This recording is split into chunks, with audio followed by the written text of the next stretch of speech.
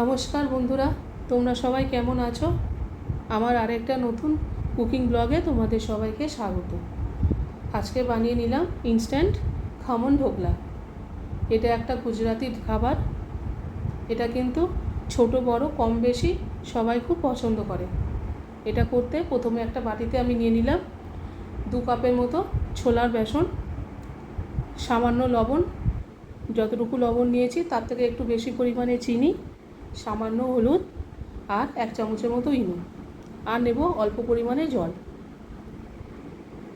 এবার ব্যাটারটা আমি ভালো করে গুলে নেব। এখানে আমার আরেকটু জলের দরকার আছে, তাই আমি এখানে আরেকটু জল নিলাম।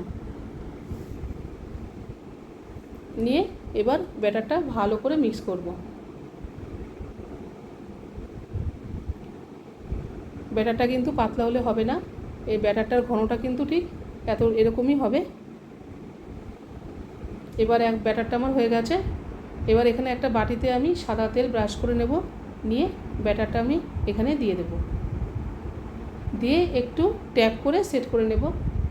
এদিকে আমি গ্যাসটা জ্বালিয়ে যেটার মধ্যে আমি ঢোকলাটা স্টিমে বসাবো সে পাত্রটা বসিয়ে দেব। দিয়ে দেবো 1 কাপের মতো জল দিয়ে পুরো ভালো করে গরম করে তারপর কিন্তু গ্যাসটা কমিয়ে দিতে হবে। কমিয়ে এবার ব্যাটারের পাত্রটা বসিয়ে একটা ঢাকনা দিয়ে ঢাকা দিয়ে দেব। গ্যাসটা কিন্তু আমি লো টু মিডিয়ামে রেখে দেব। 20 মিনিটের জন্য বসিয়ে দিলাম। 20 মিনিট পর ঢাকনাটা তুলে আমি দেখে নেব যে আমার ঢোকলাটা হয়েছে কি না। একটা চামচ কি ছুরি দিয়ে আমি দেখে নেব আমার ঢোকলাটা হয়ে গেছে। এবার ঢোকলাটা আমি নামিয়ে ঠান্ডা হতে দিলাম।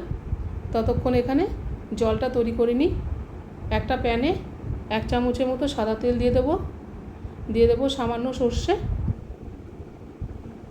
সর্ষেটা একটু নেড়ে 2টো কাঁচা লঙ্কা চিড়ে আমি দিয়ে দেবো। দিয়ে সামান্য একটু নেড়ে চেড়ে দিয়ে দেবো পরিমাণ মতো জল, সামান্য নুন, 1 চামচের মতো চিনি দিয়ে একটু নেড়ে যখন ফুটে আসবে তখন আমি গ্যাসটা বন্ধ করে ওপর থেকে পাতিলেবুর রস ছড়িয়ে দেব। আমি এখানে কারি পাতা ব্যবহার করলাম না, যেহেতু আমি পাতিলেবুর রস নিয়েছি। এবার একটা চাকু দিয়ে ঢোকলার সাইডটা আমি একটু ছাড়িয়ে নেব। ছাড়িয়ে নিয়ে একটা থালার মধ্যে আমি একটু ট্যাপ করে ঢোকলাটা নিয়ে নেব। দেখো তোমরা আমার ঢোকলাটা কতটা সুন্দর হয়েছে। এবার আমি ঢোকলাটা পিস পিস করে একটু কেটে নিই।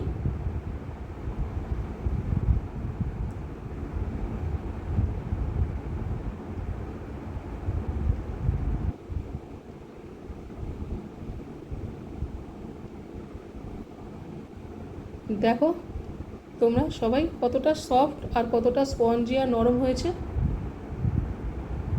এবার যে জলটা আমি তৈরি করেছিলাম সেটা আমি প্রত্যেকটা ঢোকলার উপর দিয়ে দিলাম।